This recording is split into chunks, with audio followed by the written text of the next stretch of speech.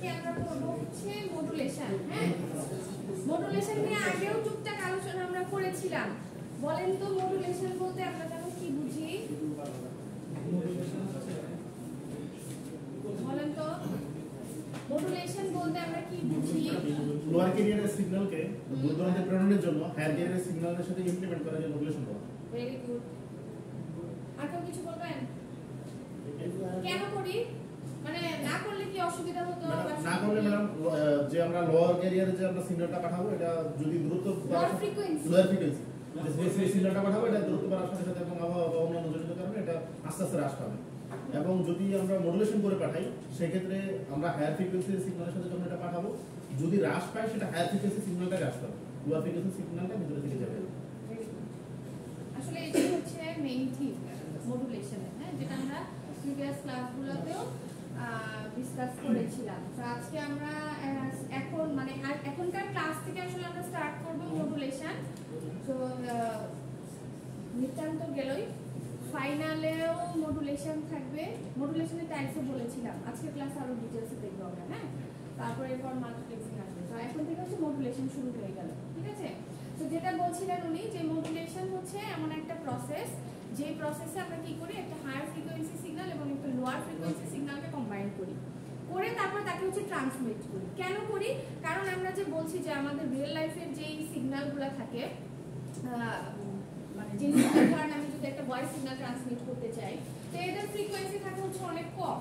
হ্যাঁ, তো এই কম ফ্রিকোয়েন্সির সিগন্যালগুলো যদি আমি লং ডিসটেন্সে ট্রান্সমিট করতে চাই সেই ক্ষেত্রে প্রবলেম হয় হচ্ছে আদার যে এনভায়রনমেন্টাল ইন্টারফারেন্স বা নয়েজের ক্লাস থেকে আমরা দেখেছি যে নানান রকমের নয়েজ কিন্তু আমার সিগন্যালের সাথে অ্যাড হয়। হ্যাঁ, তো এই নয়েজগুলোর কারণে বা যে নয়েজ মানে ইন্টারফারেন্সই তো এই ইন্টারফারেন্স বা নয়েজের কারণে আমাদের অরিজিনাল সিগন্যাল যাতে ডিস্টরশন না হয়, ঠিক আছে? দেখা যাচ্ছে যে অনেক দূর পর্যন্ত ট্রাভেল করতে করতে সিগন্যালের স্ট্রেংথ কমে যায় এবং কমতে কমতে এক এক সময় মানে যদি শুধু সিঙ্গেল একটা লোয়ার ফ্রিকোয়েন্সি সিগন্যালকে ট্রান্সমিট করি তাহলে দেখা যাবে যে ডেস্টিনেশন পর্যন্ত হয়তো সে পৌঁছাচ্ছেই না, অথবা তার ভেতরে এত পরিমাণে নয়েজ অ্যাড হয়েছে যে আমরা আর ওই সিগন্যালটাকে কোনোভাবেই রিট্রিভ করতে পারছি না, আলটিমেটলি আমার সিগন্যাল লস্ট, ঠিক আছে? হ্যাঁ, তো এই কারণে আমরা হচ্ছে কার হেল্প নেই?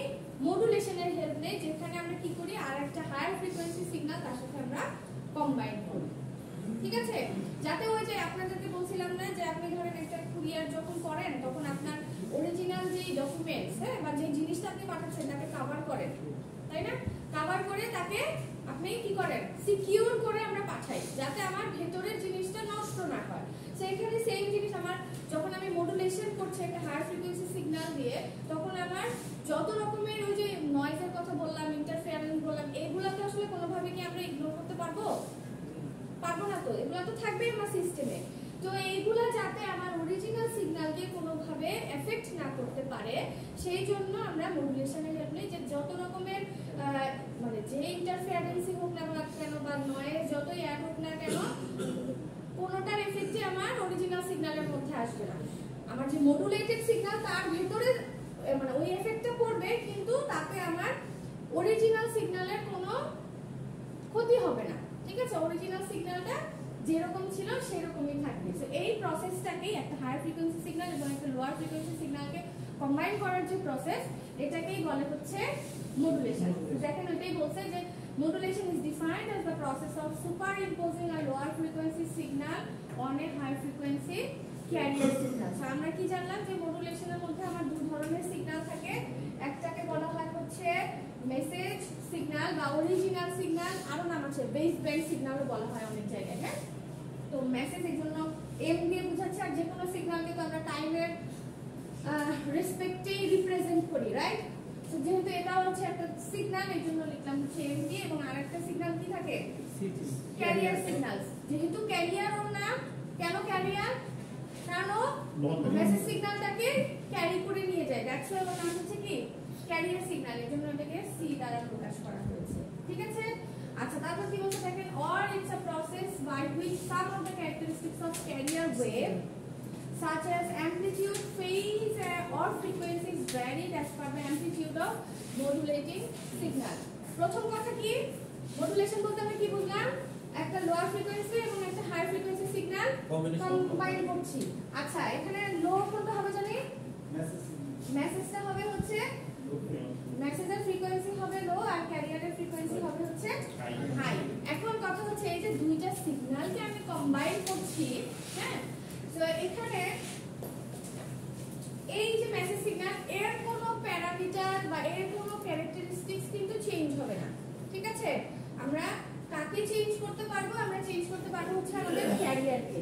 তো একটা সিগন্যালের কয়টা ক্যারেক্টারিস্টিক্স থাকে বা কয়টা প্যারামিটার থাকে একটা সিগন্যালের? Frequency, time, amplitude. টাইম তো সবার ভিতরেই থাকে। ফ্রিকোয়েন্সি, অ্যামপ্লিটিউড আর হচ্ছে ফেজ। জি, ঠিক আছে, ওখানে এই তিনটা কথা বলা আছে। তার মানে আমার ক্যারিয়ারের মেসেজের মধ্যেও তো এই তিনটা কম্পোনেন্ট আছে বা এই তিনটা প্যারামিটার আছে, বাট আমরা ওই যে বললাম মেসেজকে তো আমরা চেঞ্জ করতে পারবো না। আমরা হচ্ছে এই তিনটা প্যারামিটারের অ্যামপ্লিটিউড, ফেজ আর হচ্ছে ফ্রিকোয়েন্সি, হ্যাঁ, এই তিনটা প্যারামিটারের এট এ টাইম কিন্তু সবগুলো আবার চেঞ্জ করা যাবে না, ঠিক আছে? কখনো অ্যামপ্লিটিউডকে চেঞ্জ করব মডুলেশনের সময়, কখনো অ্যামপ্লিটিউডকে চেঞ্জ করব, যখন অ্যামপ্লিটিউডকে চেঞ্জ করব তখন এই দুটো আবার কনস্ট্যান্ট থাকবে।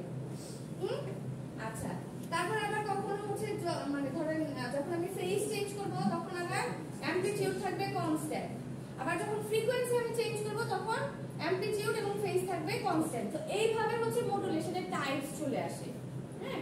যখন আমরা অ্যামপ্লিটিউডকে চেঞ্জ করি তখন এর নাম হয়ে যায় হচ্ছে অ্যামপ্লিটিউড মডুলেশন, এটা হচ্ছে অ্যানালগ, আর যদি ডিজিটাল হয় তাহলে তার নাম হয় হচ্ছে এএসকে, অ্যামপ্লিটিউড শিফট কি, হ্যাঁ। সো এরকম যখন ধরেন আমি ফেজ চেঞ্জ করি তখন তার নাম হয় হচ্ছে PM or পিএসকে, FM or FSK, ঠিক আছে? সো এরকম প্যারামিটারের উপর ডিপেন্ড করে মডুলেশনের টাইপস আসে। কখন আমি ক্যারিয়ার সিগন্যালের কোন প্যারামিটারকে মডিফাই করছি তার উপর ডিপেন্ড করে হচ্ছে মডুলেশনের টাইপসগুলো চলে আসে, ঠিক আছে? আচ্ছা এখন আসি টাইপসের পরে আরো ডিটেইলস আছে। এখন আসি যে মডুলেশনের প্রয়োজনীয়তা কি, ভালো করে খেয়াল করেন। আমি মডুলেশন কেন করব? একটা তো বুঝলাম যে আমার সিগন্যালের স্ট্রেংথকে বাড়ানোর জন্য বা আমার লোয়ার ফ্রিকোয়েন্সি সিগন্যালগুলোকে কি লং ডিসটেন্সে ক্যারি করার জন্য আমরা মডুলেশনটা করি।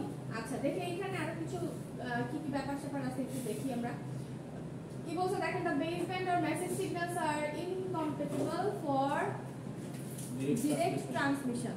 এই কথাটা অসংখ্যবার কিন্তু আমরা বলেছি, হ্যাঁ, যে আমাদের মেসেজ সিগন্যাল হচ্ছে কি আমরা ডাইরেক্ট ট্রান্সমিট করতে পারি না। কেন পারি না সেটা অলরেডি আমরা সবাই জানি। আচ্ছা তারপর কি বলছে, the baseband signals are modulated due to following reasons। এখানে কিছু রিজন মেনশন করা আছে যেই কারণে আমরা আসলে মডুলেশনটা করি। প্রথম কথা, ইনক্রিজ দ্য সিগন্যাল স্ট্রেংথ। ওই যে কিছুক্ষণ আগে কিন্তু আমি বলেছি যে লোয়ার ফ্রিকোয়েন্সি সিগন্যালগুলোর স্ট্রেংথ বাড়ানোর জন্য, হ্যাঁ, একটা হাই ফ্রিকোয়েন্সি সিগন্যালকে তার সাথে কম্বাইন করি, আউটপুট সিগন্যাল যেটা আসে তার ফ্রিকোয়েন্সি তখন অনেক বেশি থাকে, সো ইজিলি বা স্ট্রেংথ অনেক বেশি থাকে, সো ইজিলি নয়েজ দ্বারা এফেক্টেড হলেও আমার অরিজিনাল সিগন্যালের কোনো সমস্যা হয় না, ঠিক আছে? ওই জিনিসটা এখানের মধ্যে বলা আছে। So message signal have a very low frequency due to which these signals cannot be transmitted over long distance, and modulation is used to enhance the strength of the signal without affecting the parameter of message signal. Already আমরা discuss করেছি এটা। Next, prevention of message signal from mixing। আচ্ছা কি বলছে দেখেন, modulation is used to prevent the mixing of signals by using carrier signal। ধরেন আপনি একটা চ্যানেল দিয়ে, হ্যাঁ, মাল্টিপল সিগন্যাল ট্রান্সমিট করতে চাচ্ছেন, সিনারিওটা বুঝেন। একটা চ্যানেল, একটা কমন চ্যানেল দিয়ে আমরা মাল্টিপল সিগন্যাল ট্রান্সমিট করতে চাচ্ছি। তো সেখানে ধরেন আমি যদি একের অধিক সিগন্যাল, ওই যে বললাম মাল্টিপল সিগন্যাল ট্রান্সমিট করবো, তার মানে একের বেশি সিগন্যালই তো আমি পাস করতে চাচ্ছি, রাইট? তো তখন আমাদের সিগন্যাল যাতে একটা আরেকটার সাথে মিক্স না হয়ে যায় সেই জন্য আমরা মডুলেশন করি। তাহলে মডুলেশন এখানে কিভাবে হেল্প করছে আমাদেরকে? এই যে দেখেন, মডুলেশনের তো আবার টাইপস বললাম, তাই না? আচ্ছা টাইপসের পরে আসি, বলেন তো কিভাবে আসলে মডুলেশন আমাদেরকে এই পারপাসে হেল্প করতে পারে? একটা সিগন্যাল একটু আগে দিলাম আর একটা সিগন্যাল একটু পরে দিলাম। ম্যাডাম কোশ্চেনটা না একই জায়গায় কিন্তু আমরা একই নানান রকমের মডুলেশন টেকনিক ইউজ করতে পারবো। প্রশ্নটা হচ্ছে আমি একটাই কমন চ্যানেল দিয়ে মাল্টিপল সিগন্যাল ট্রান্সমিট করতে চাচ্ছি, ঠিক আছে? এখন এই মাল্টিপল সিগন্যাল যাতে একটা একটার সাথে মিক্স না হয়ে যায় সেই ক্ষেত্রে মডুলেশন আমাদেরকে কিভাবে হেল্প করতে পারে? সমগ্র ফ্রিকোয়েন্সিটা চেঞ্জ করে দেব। আপনি ক্যারিয়ারের যদি ক্যারিয়ার তো আমরা নিজেরা জেনারেট করে নিব, তাই না? তো আপনি ধরেন এক একটা ক্যারিয়ারকে এক এক রকম ফ্রিকোয়েন্সি দিয়ে জেনারেট করলেন, এক এক রকম অ্যামপ্লিটিউড দিয়ে জেনারেট করলেন, বুঝতে পারছেন? ধরেন একটা আপনি দিলেন হচ্ছে ফর एग्जांपल 1 মেগাহার্টজ এর একটা, যদি এত ছোট থাকে না আরো বড় রেঞ্জে থাকে, আমি জাস্ট একটু উদাহরণ দিলাম। ধরেন আপনার ক্যারিয়ার আপনি জেনারেট করলেন ধরেন 10 মেগাহার্টজ এর একটা সিগন্যাল জেনারেট করলেন, আর একটা ধরেন আপনি করলেন 10.5, দুটো কি সেম হবে? হবে না তো, আলাদা। মানে একটু ডিফারেন্স হলেই কিন্তু কি হয়ে যাচ্ছে, সিগন্যালটা আলাদা হয়ে যাচ্ছে। তো এরকম আমরা কি করতে পারি, এই মডুলেশনই আমাদেরকে হেল্প করতে পারে এই সিগন্যাল মিক্সিং থেকে, যাতে আমাদের সিগন্যালগুলো মিক্স আপ না হয়ে মানে একই যাতে না হয়ে যায়, ঠিক আছে? আমরা এফিশিয়েন্টলি যাতে ট্রান্সমিট করতে পারি। আচ্ছা, বুঝছো সবাই এটা? না বুঝিনি আবার বলবো? আচ্ছা, তারপর আসছি enhancing the wireless communication system. কি বলছে দেখেন, modulation has removed the necessity of for using wireless in communication system, wires. আমরা যদি মডুলেশন না করি তাহলে আর কোন ওয়েটা বাদ থাকে? যদি আমরা মডুলেশন না করি তাহলে কি ওয়্যারলেস কমিউনিকেশন করতে পারবো? ম্যাডাম মডুলেশন না করলে যে ওয়্যারলেস কমিউনিকেশন আমরা করতে চাই সেক্ষেত্রে সিগন্যাল ডিটেকশন হবে, সেক্ষেত্রে আমরা অপটিক্স ফাইবার বা যে কোনো কিছু ইউজ করি। তার মানে কি ওয়্যারের ইউজ বাড়ছে, তাই না? মানে আপনি ওয়্যারলেসটাকে যদি সরিয়ে ফেলেন তাহলে আরেকটা ওয়ে আপনার কি থাকছে কমিউনিকেশনের জন্য? Wire communication. এখন আপনি অপটিক্যাল ফাইবার ইউজ করেন আর মানে লং ডিসটেন্সের জন্য তো আপনার অপটিক্যাল ফাইবার লাগবে, সেক্ষেত্রে আপনার ওয়্যারের ইউজ বাড়ছে। সব জায়গায় কি আবার আমরা ওয়্যার দিয়ে কানেকশনটা আনতে পারবো? আমাদের অনেক রকমের প্রবলেমের সম্মুখীন হতে হবে, তাই না? তারপরেও এটা ফিজিবল না। তো এখানে এই কথাটাই বলছে যে আমরা এই মডুলেশন আমাদেরকে কি হেল্প করছে, এই ওয়্যারের ব্যবহারটা কমাতে সাহায্য করছে, ঠিক আছে? এবং ওই যে আপনার ওয়্যারেরও তো কিছু ক্যাপাসিটি থাকে, তাই না? কতগুলো সিগন্যাল আপনি ট্রান্সমিট করতে পারবেন না পারবেন। সো এই ক্ষেত্রেও মডুলেশন ওই যে যেহেতু ওয়্যারের ইউজ কমে আসতেছে এবং আমরা হচ্ছে কি খুব ফাস্ট কমিউনিকেশন করতে পারছি, সো দ্যাটস ওয়াই এই ক্ষেত্রেও আমাদেরকে মডুলেশন হেল্প করছে। আচ্ছা, ফোর্থ ওয়ান, এটা খুব ইম্পর্টেন্ট একটা জিনিস। আচ্ছা, কি বলছে দেখেন, reducing the size of antenna.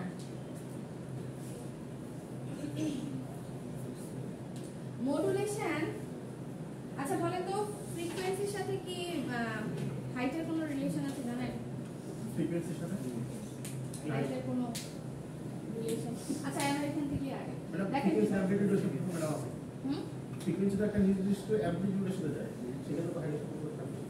মানে আপনি ভূমি থেকে হাইটের কথা বলছেন? হ্যাঁ, অ্যান্টেনা হাইটের কথা বলছেন। অ্যান্টেনা হাইটের সাথে সম্পর্ক আছে না। আপনাকে ওই যদি হাইট যদি কম হয় তাহলে তো ম্যাডাম বাসা বাড়ি তারপর হচ্ছে গাছপালা এগুলোর সাথে তারা ঠিক করবে, এটা সেটা ওপেন দেওয়া লাগবে না। আমি একটু প্রবলেমটা একটু বলি। সেটা হচ্ছে কি, এই যে আমরা ওয়্যারলেস কমিউনিকেশন করব, আগের পয়েন্টটা আমরা কি জানলাম যে মডুলেশন আমাদেরকে হেল্প করছে ওয়্যার কানেকশনটাকে সে রিডিউস করছে। তার মানে কি আমরা ম্যাক্সিমাম সিগন্যাল ট্রান্সমিট করছি ওয়্যারলেস, তাই তো? ওয়্যারলেস মিডিয়াম ইউজ করে আমরা আমাদের সিগন্যালগুলোকে ট্রান্সমিট করছি। এখন আপনি ওয়্যারলেস সিগন্যালগুলো যে ট্রান্সমিট করবেন বা রিসিভ করবেন তার জন্য আপনার অ্যান্টেনা প্রয়োজন না? তাহলে আপনাকে কি করতে হবে? এখন অ্যান্টেনা ডিজাইন করতে হবে, রাইট?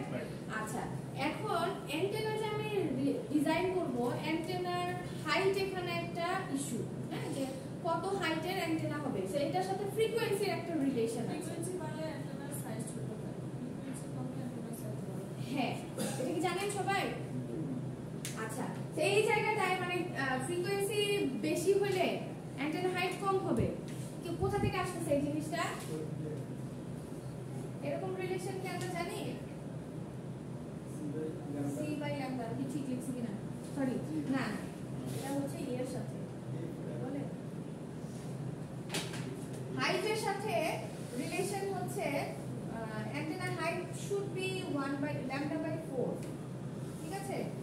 মানে আপনার এটা h দিয়ে হচ্ছে আমরা কি নির্দেশ করছি হাইট ওকে আর ল্যাম্ডা তো আমরা জানি ওয়েভলেন্থ তরঙ্গদৈর্ঘ্য তাই না তরঙ্গদৈর্ঘ্য আচ্ছা দেখেন কি বলছে the low frequency message signal has a very high wavelength আচ্ছা ওয়েভলেন্থের সাথে আবার একটা ফ্রিকোয়েন্সি রিলেশন আছে না বলেন তো ওয়েভলেন্থ যদি কমে তাহলে ফ্রিকোয়েন্সি কি হবে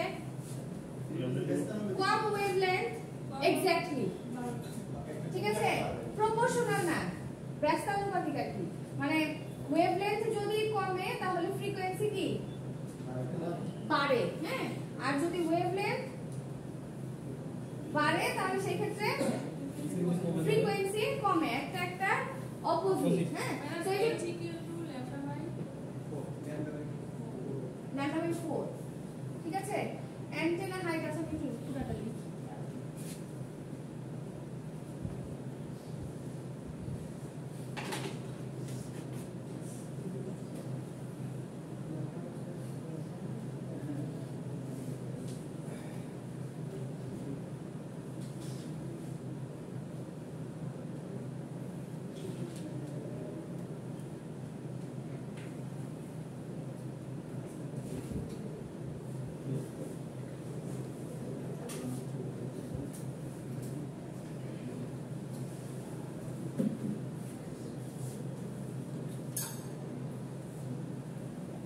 তার মানে কি h সমান সমান হচ্ছে আমার ল্যাম্ডা বাই 4 আচ্ছা তারপরে আবার ল্যাম্ডার সাথে আবার লাইটের স্পিড আর ফ্রিকোয়েন্সির একটা রিলেশন আছে না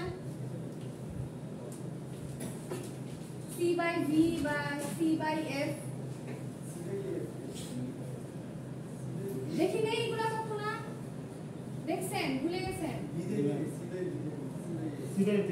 অনেক জায়গায় হচ্ছে v কে ফ্রিকোয়েন্সি হিসেবে রিপ্রেজেন্ট করে যাই হোক আমাদের কনফিউশন তৈরি করার দরকার নাই c বাই f ঠিক আছে তাহলে অ্যান্টেনা হাইট কত হতে হবে ল্যাম্ডা বাই 4 হতে হবে এই রিলেশনটা অবশ্যই তাকে মেইনটেইন করতে হবে এখন এটা ফ্রিকোয়েন্সির সাথে কিভাবে রিলেশন হলো আমরা আবার জানি যে ল্যাম্ডা সমান সমান কি c বাই f এখন ধরেন আমার কাছে দুই ধরনের সিগন্যাল আছে ঠিক আছে আমার কাছে দুই ধরনের সিগন্যাল আছে আমি একটু টেস্ট করে দেখব যে দুইটা সিগন্যালই আমার ট্রান্সমিট করতে পারি কি পারি না তো একটা ধরলাম একটা f1 হচ্ছে 1 কিলোহার্টজ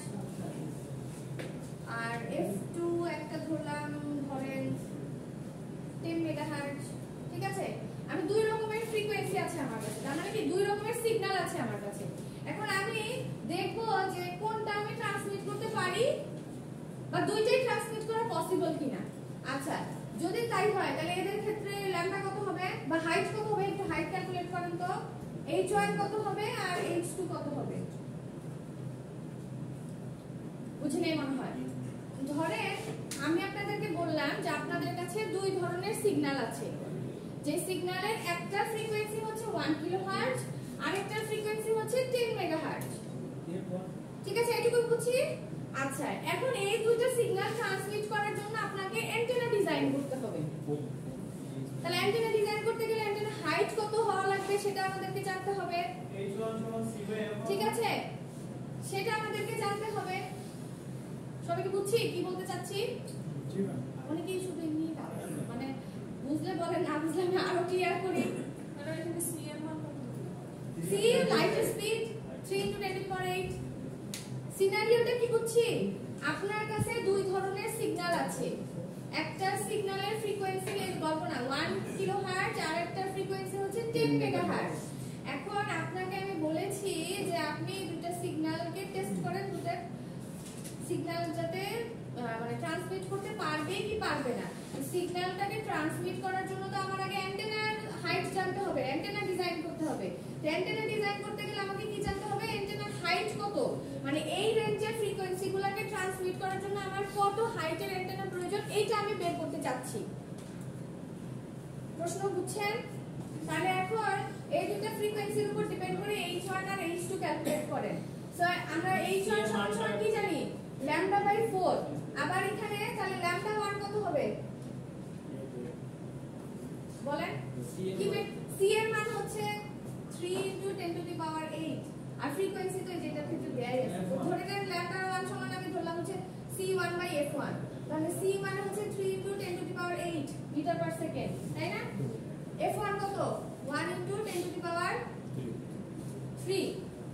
কত আসে এটা বের করেন, দেন হচ্ছে h1 বের করেন। কত আসে বলেন?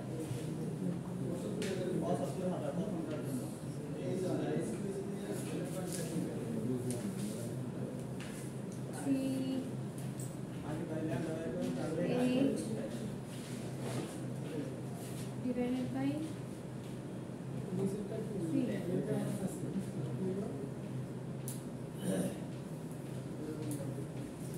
এটা কত আসে? 1 2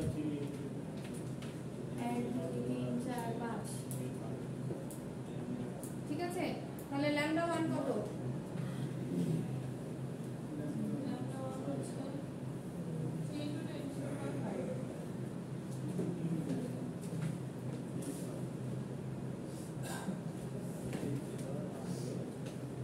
তারপর পরেরটা এত কি মিটার, তাই না?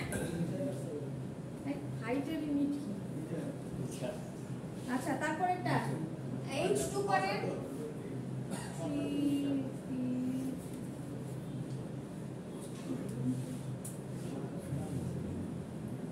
মেগা মানে কত? 10⁶, তাহলে কত আসে এখানে? এখানে আসে হচ্ছে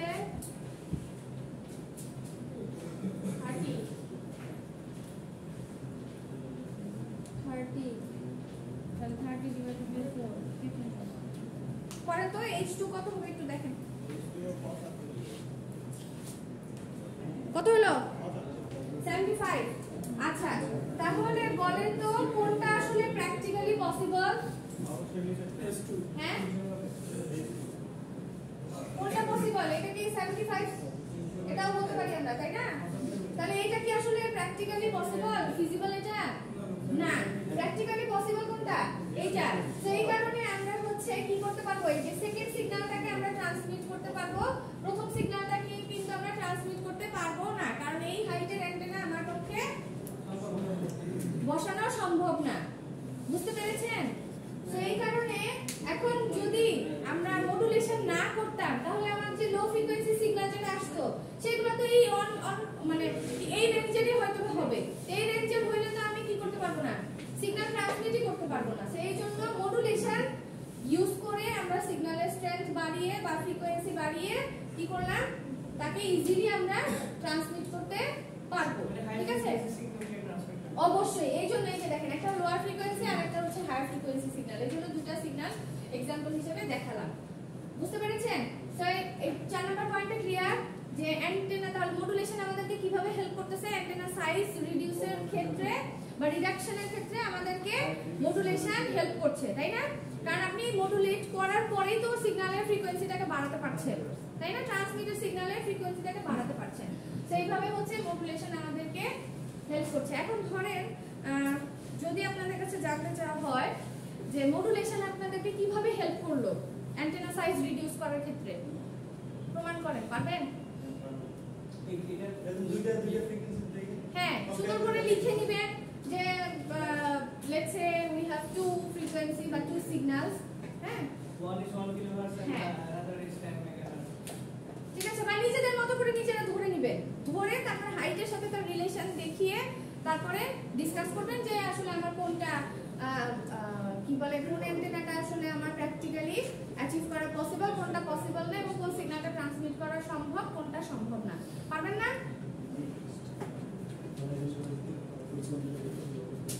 আচ্ছা, তারপর দেখেন এখানে আবার একটু পাওয়ারের সাথেও কিন্তু সম্পর্ক আছে। হ্যাঁ, একটা তো গেল হচ্ছে অ্যান্টেনা হাইটের ব্যাপার, যে ফ্রিকোয়েন্সি যদি বেশি হয় তাহলে অ্যান্টেনা হাইট কমে আসবে। হ্যাঁ, এখন কোন অ্যান্টেনা কতটুকু পাওয়ার রেডিয়েট করবে সেটাও আমাদেরকে একটু জানতে হবে। দেখি আমরা কি বলছে, দেখেন পাওয়ার রেডিয়েটেড বাই অ্যান অ্যান্টেনা, মানে অ্যান্টেনা কতটুকু পাওয়ার রেডিয়েট করবে সেটা হচ্ছে কার সমানুপাতিক? L বাই ল্যামডা তার স্কয়ার। বুঝতে পেরেছেন? একটা অ্যান্টেনা কতটুকু পাওয়ার রেডিয়েট করবে সেটা কার সমানুপাতিক? এটা কিন্তু 1 না, হ্যাঁ, এটা কিন্তু L by lambda square. So এখানে L মানে হচ্ছে লেন্থ অফ অ্যান্টেনা আর ল্যামডা তো আমরা জানি ওয়েভলেন্থ।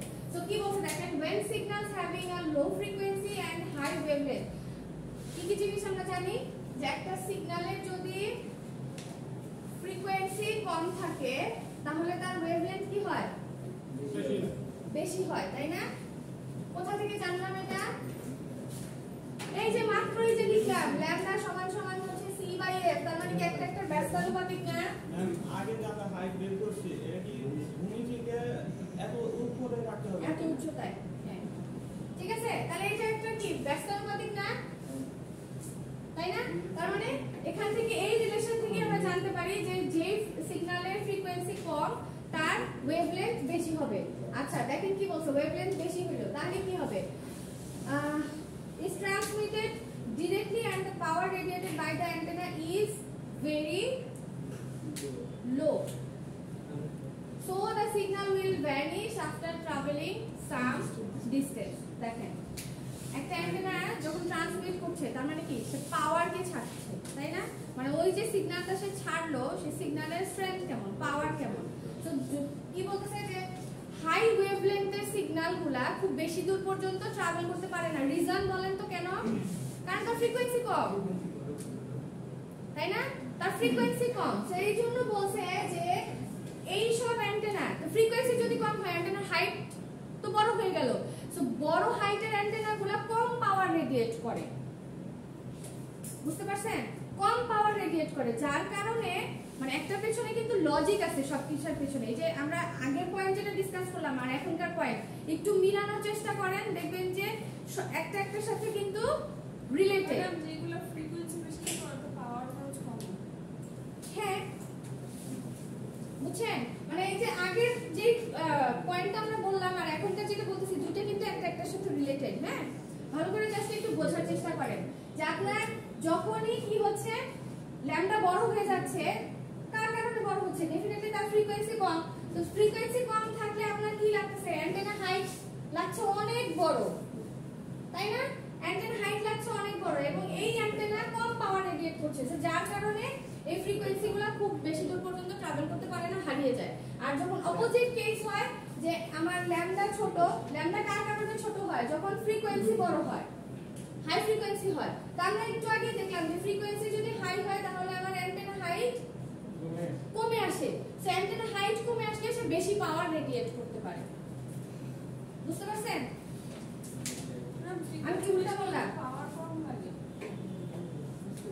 না না, পাওয়ার কম লাগে, আমরা সিগন্যালের স্ট্রেংথের কথা বলছি, ঠিক আছে? বুঝছেন? আশা করি বুঝছেন। আর কি আছে? সো অ্যাডভান্টেজ অলরেডি আমরা জানি, এই যে একটু আগে যা পড়ে আসলাম এগুলাই হচ্ছে তার অ্যাডভান্টেজ, এগুলো আমি আর রিপিট করলাম না।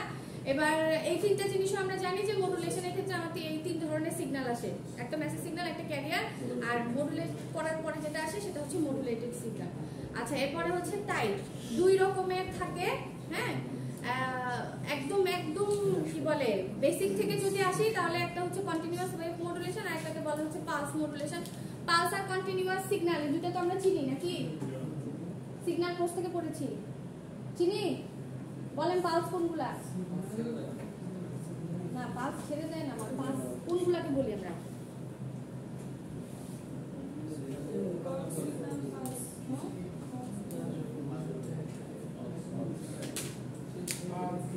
কোনগুলা বলেন?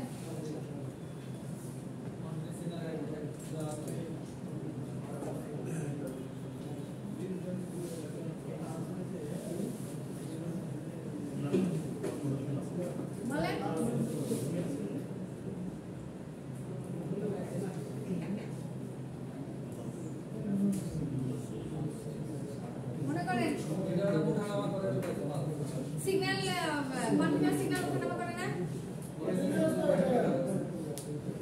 বলেন কন্টিনিউয়াস সিগন্যাল ওঠানামা করে না?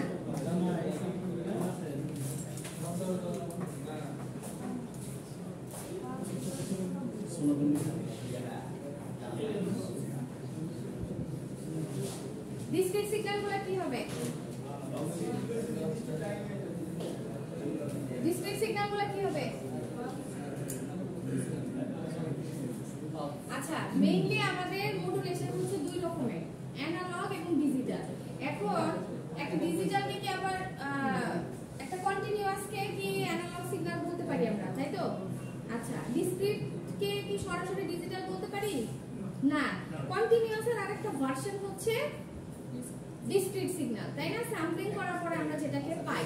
সো মেইনলি মনে রাখবেন যে আসলে সবকিছুর ভেতরে কিন্তু আমার কন্টিনিউয়াস এবং ডিসক্রিট সিগন্যালটা থাকে, জাস্ট ওদের রিপ্রেজেন্টেশনটা আলাদা হয়, বুঝছেন? তো মেইনলি আমাদের মডুলেশন টেকনিক হচ্ছে দুই রকমের হয়, অ্যানালগ মডুলেশন এবং ডিজিটাল মডুলেশন, ঠিক আছে? এই ভেতরের যা ডিটেইলস এগুলো আমরা ফাইনালে গিয়ে কভার করব। আপাতত আমরা স্টার্ট করে দেব হচ্ছে analogue modulation. So analogue modulation আমরা কোনগুলো হচ্ছে ওই যে আমি শুরুর দিকে লিখেছিলাম, হ্যাঁ, যেগুলো হচ্ছে অ্যানালগ সিগন্যাল নিয়ে কাজ করবে, অ্যানালগ সিগন্যালগুলোকে মডুলেট করবে, তাদেরকে আমরা বলবো হচ্ছে অ্যানালগ মডুলেশন। যেমন কিছুক্ষণ আগে লিখছিলাম এএম, এফএম, পিএম, হ্যাঁ, এগুলা সব হচ্ছে কি অ্যানালগ মডুলেশন। আর তার পাশে লিখছিলাম না এএসকে, এফএসকে, পিএসকে, এগুলো হচ্ছে ডিজিটাল মডুলেশন টেকনিক। এছাড়া আরো পাবেন সেটা হচ্ছে পিসিএম এবং ডিএম, পালস কোড মডুলেশন এবং ডেল্টা মডুলেশন। সো এগুলো ইনশাআল্লাহ আমরা ফাইনালের ক্লাসগুলোতে কভার করব। একটু দেখবো কোনটা কোনটা এর আগে ছিল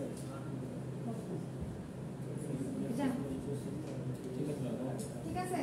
আচ্ছা এটা ফার্স্ট শেষ করলাম, কারণ হচ্ছে আরেকটা সাইড করতে চাই। আচ্ছা আমরা দেখবো এখন হচ্ছে অ্যানালগ মডুলেশন, হ্যাঁ?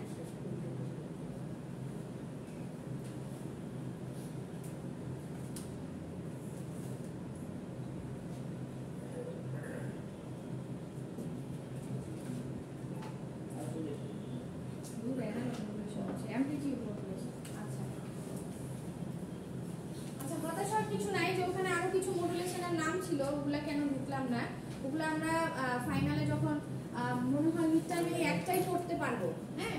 সো মিডটার ফাইনালের ক্লাসে যখন আমরা আবার মডুলেশন স্টার্ট করব তখন ওগুলো আমি ডিসকাস করে দেন আগাবো, হ্যাঁ? আচ্ছা আজকে আমরা করব হচ্ছে অ্যামপ্লিটিউড মডুলেশন, হ্যাঁ? এটা কি ধরনের মডুলেশন টেকনিক? এটা হচ্ছে অ্যানালগ মডুলেশন টেকনিক। আচ্ছা সো অ্যামপ্লিটিউড মডুলেশন এই জন্য ওর শর্ট ফর্ম কি? এএম। একটা জিনিস খেয়াল করবেন, আমি মডুলেশন যখন বললাম তখন বলছি না যে ক্যারিয়ার সিগন্যালের যেই প্যারামিটারটা আমরা চেঞ্জ করি সেই প্যারামিটার অনুযায়ী মডুলেশন টেকনিকটার নাম হয়, তাই না? তাহলে নাম শুনেই বোঝা যাচ্ছে যে এখানে আমরা কি চেঞ্জ করব? অ্যামপ্লিটিউড কে চেঞ্জ করব। কার অ্যামপ্লিটিউড কে চেঞ্জ করব? ক্যারিয়ারের অ্যামপ্লিটিউড কে চেঞ্জ করব। কার মতো করে চেঞ্জ করব? মেসেজ সিগন্যালের মতো করে চেঞ্জ করব, ঠিক আছে? কি কি বলছি বলেন তো? এই যে সামনে বসে দুজন খালি গল্প করছে, পড়া করব আমি এখন, দাও কি বলছি বলেন তো? কি বলেছি বলেন? এই যে অ্যামপ্লিটিউড মডুলেশন কি বলে বলছি, বলেন দুজন তো একদম মানে ইচ্ছা মতো গল্প করতেছেন, হ্যাঁ বলেন।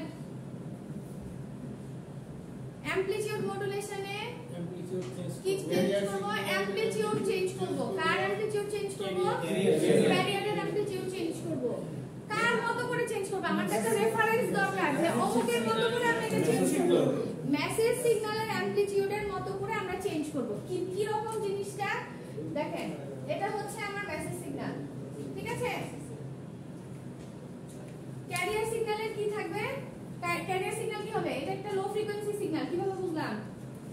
এটা লো ফ্রিকোয়েন্সি কিসের ডিসটেন্স বেশি? নাম্বার অফ ফুল সাইকেলের সংখ্যা কম, তাই না? তাহলে এটাকে যদি একটা হাই ফ্রিকোয়েন্সি সিগন্যাল আনতে চাই তাহলে এখানে আমাকে কি করতে হবে? হ্যাঁ, সেইখানে দেখেন মোটামুটি আনুমানিকভাবে বোঝা যাচ্ছে যে আমার অ্যামপ্লিটিউড ফিক্স, ঠিক আছে? তাহলে এটা হচ্ছে আমার মেসেজ সিগন্যাল আর এটা হচ্ছে আমার ক্যারিয়ার সিগন্যাল। আচ্ছা এখন আমরা কি বলছি যে ক্যারিয়ার, যেহেতু আমি অ্যামপ্লিটিউড মডুলেশন টেকনিক করব তার মানে আমি আমার ক্যারিয়ার সিগন্যালের অ্যামপ্লিটিউড কি চেঞ্জ করব, ফ্রিকোয়েন্সি চেঞ্জ হবে না, ফেজও চেঞ্জ হবে না, ঠিক আছে? ফ্রিকোয়েন্সিও চেঞ্জ হবে না, ফেজও চেঞ্জ হবে না, শুধু অ্যামপ্লিটিউড চেঞ্জ হবে। এখন ওই যে বলেছি অ্যামপ্লিটিউড কার মতো করে চেঞ্জ হবে? মেসেজের মতো করে। তাহলে জিনিসটা দেখতে হবে হচ্ছে ঠিক এরকম,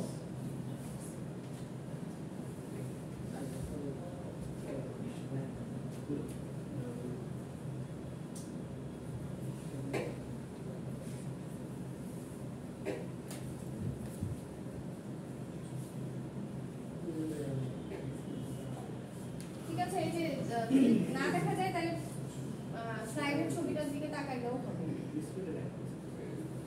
যদি আমার আঁকা সুন্দর হয় নাই, বাট দেখেন তার কিন্তু চেঞ্জ হয় নাই, ফ্রিকোয়েন্সি চেঞ্জ হয় নাই। হাই ফ্রিকোয়েন্সি ছিল, এখানেও যদি আমরা তাকাই, এটা হচ্ছে আমার মেসেজ সিগন্যাল, এটা হচ্ছে আমার ক্যারিয়ার সিগন্যাল, তাই না? দেখেন এইটা হচ্ছে আমার মডুলেটেড সিগন্যাল। কোন মডুলেশন আমি অ্যাপ্লাই করেছি? অ্যামপ্লিটিউড মডুলেশন অ্যাপ্লাই করেছি। তো এখানে দেখেন যে হাই ফ্রিকোয়েন্সি ছিল, এখানে হাই ফ্রিকোয়েন্সি আছে, শুধু ক্যারিয়ার মেসেজের যে শেপ ছিল অ্যামপ্লিটিউডের, সো আমার এখন মডুলেটেড সিগন্যালের শেপও কিন্তু সেরকম হয়ে গিয়েছে। বুঝতে পারছেন? সেইটাই হচ্ছে অ্যামপ্লিটিউড মডুলেটেড সিগন্যাল। এখানে অ্যামপ্লিটিউড হবে হচ্ছে কি am প্লাস ac, আর নিচে হবে হচ্ছে আচ্ছা এই যে একটা শেপ যে আমরা দেখতে পাচ্ছি, এটা একটা পার্টিকুলার নাম আছে। এটার নাম কি? এনভেলপ বলে এটাকে। ঠিক আছে, এনভেলপ বলে এটাকে। কি বলে? এনভেলপ। ঠিক আছে, আচ্ছা দেখেন তাহলে অ্যামপ্লিটিউড মডুলেশন আমরা কাকে বলবো? the amplitude of the carrier signal varies in accordance with the amplitude of modulating signal। এখানে মডুলেটিং সিগন্যাল মানে কিন্তু কাকে বোঝাচ্ছে? মেসেজ সিগন্যালকে বোঝাচ্ছে, রাইট? আচ্ছা তারপর কি বলছে? and am frequency and phase of the carrier signal remain constant. The positive and negative peak of the carrier wave are interconnected with an imaginary line. This is called an envelope. Positive and negative amplitude মানে এই যে এরকম line যে সবসময় দেখা যায় তা না, সিগন্যালের শেপ হয় হচ্ছে এরকম। আমরা ল্যাবে করব, হ্যাঁ, তখন দেখতে পারবেন যে একদম অ্যাকিউরেট এত সুন্দর আসে না, মানে ফ্রিকোয়েন্সি অনেক বেশি থাকে তো দেখা যায় যে অনেকটা যে এই টাইপের কোথাও সিগন্যাল বড় হচ্ছে কোথাও ছোট হচ্ছে এরকম কিছু একটা দেখা যায়, হ্যাঁ, মানে ফ্রিকোয়েন্সি রেঞ্জ অনেক বেশি থাকে তো দ্যাটস মানে এত ক্লিয়ার ছবি আসলে পাওয়া যায় না, বাট দেখে বোঝা যায় যে এটা এই যে মাঝখানে যে অ্যামপ্লিটিউডের যে চেঞ্জটা আসতেছে, হ্যাঁ, ইয়ার মতো করে মেসেজের মতো করে এটা দেখা যায়। হ্যাঁ, আমরা আমাদের ল্যাবে এক্সপেরিমেন্টটা করব, ঠিক আছে? আচ্ছা তারপরে কি বলছে দেখেন, তো ম্যাথমেটিক্যালি যদি এক্সপ্রেস করতে চাই তাহলে একটা মেসেজ সিগন্যালকে বা একটা নরমাল সিগন্যালকে আমরা কিভাবে সাইনোসয়েডাল সিগন্যালকে কিভাবে রিপ্রেজেন্ট করি বলেন? কি থাকে? একটা অ্যামপ্লিটিউড থাকে, সাইন বা কস যেটাই থাকুক না কেন কি থাকে? কোসাইন থাকে, 2/ft এরকম কিছু একটা থাকে না, তাই না? সো এখানে এই দেখেন ওখানে কি লেখা আছে, যেহেতু মেসেজ সিগন্যালকে রিপ্রেজেন্ট করছে, সো মেসেজের জন্য অ্যামপ্লিটিউড হচ্ছে মানে অ্যামপ্লিটিউডকে ডিনোট করছে am দিয়ে, হ্যাঁ, মানে মেসেজের অ্যামপ্লিটিউড। আর ফ্রিকোয়েন্সি তো সেম, যেহেতু এখানে আমরা দুই ধরনের সিগন্যাল আছে, সো এই জন্য দুই ধরনের ফ্রিকোয়েন্সিকে আলাদা নামকরণ করা হয়েছে, FM এবং FC করা হয়েছে, ঠিক আছে? আর আফটার মডুলেশন এই যে ছবিটা পাচ্ছি এটারও কিন্তু একটা ম্যাথমেটিক্যাল রিপ্রেজেন্টেশন আছে, হ্যাঁ, তো এই ম্যাথমেটিক্যাল রিপ্রেজেন্টেশনটা হচ্ছে এই জিনিসটা। কেউ যদি মনে করে যে এই দুটো থেকে হঠাৎ করে এটা কোথা থেকে আসলো, এটারও ডেরিভেশন আছে। কেউ যদি দেখতে চান বইয়ের মধ্যে যে ডিটেইলসে লেখা আছে বা করা আছে, হ্যাঁ, যেহেতু আমরা আসলে ডেরিভেশনে যাব না এই কারণে আমি এখানে ইনক্লুড করিনি। আচ্ছা এখন দেখেন মডুলেশনের সাথে বেশ কিছু জিনিস রিলেটেড থাকে, যেমন একটা হচ্ছে modulation index. So modulation index বলতে আমরা আচ্ছা মডুলেশন প্রসেসটা তো বুঝছি,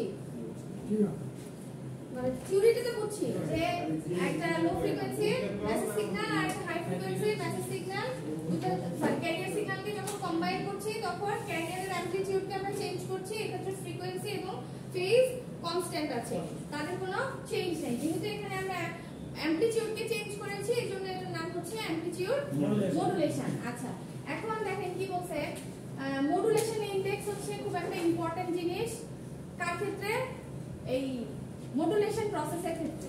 কেন ইম্পর্টেন্ট বলছে এটাকে আগে দেখি জিনিসটা কি বলছে, the ratio of the maximum amplitude of signal to the maximum amplitude of career signal. Modulation index বলতে একটা রেশিওকে বোঝাচ্ছে, সেই রেশিওর মধ্যে রেশিও মানে তো বুঝি অনুপাত, কি কি থাকে সেখানে থাকে হচ্ছে মেসেজের ম্যাক্সিমাম অ্যামপ্লিটিউড আর ক্যারিয়ারের ম্যাক্সিমাম, দুটারই মানে এখানে যেমন অ্যামপ্লিটিউড বলতে কি বোঝাচ্ছে, মেসেজের ম্যাক্সিমাম মিনিমাম অ্যামপ্লিটিউড, আর ক্যারিয়ারের অ্যামপ্লিটিউড বলতে বোঝাচ্ছে ক্যারিয়ারের ম্যাক্সিমাম আর মিনিমাম অ্যামপ্লিটিউডের ডিফারেন্স।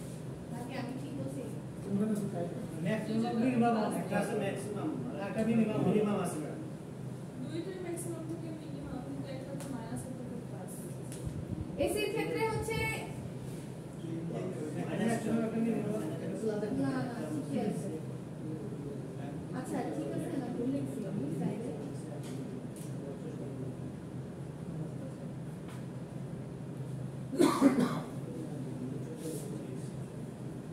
ওয়েট এক মিনিট মনে হয় ঠিকই আছে। কিভাবে ঠিক আছে দেখেন, তো এটা হচ্ছে একটা রেশিও, হ্যাঁ তার রেশিও ক্যারিয়ার এবং মেসেজ এবং ক্যারিয়ারের অ্যামপ্লিটিউড, দুইটা অ্যামপ্লিটিউডেরই ম্যাক্সিমাম মানে অনুপাতটাকে বোঝাচ্ছে হচ্ছে মডুলেশন ইনডেক্স। আচ্ছা এখানে অ্যামপ্লিটিউড বলতে অ্যাকচুয়ালি আমরা কি বোঝাচ্ছি, ভোল্টেজ রেঞ্জ বোঝাচ্ছি না, হ্যাঁ দুটো ভোল্টেজের ডিফারেন্স বোঝাচ্ছি না। যেমন ধরেন এই যে কথা বললেন না, আমাদের এমনি একটু তারের মধ্যে আছি, ক্লাসের শেষের দিকে পরে আপনাদের ক্লাস আছে এলমে।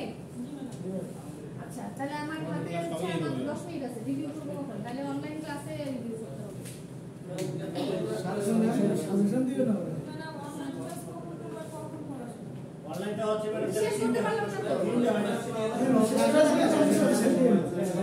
করতে পারলাম না। না এটা বাদ দিয়ে হবে না। এখানে কিছু আছে, মূল জিনিসটা আছে,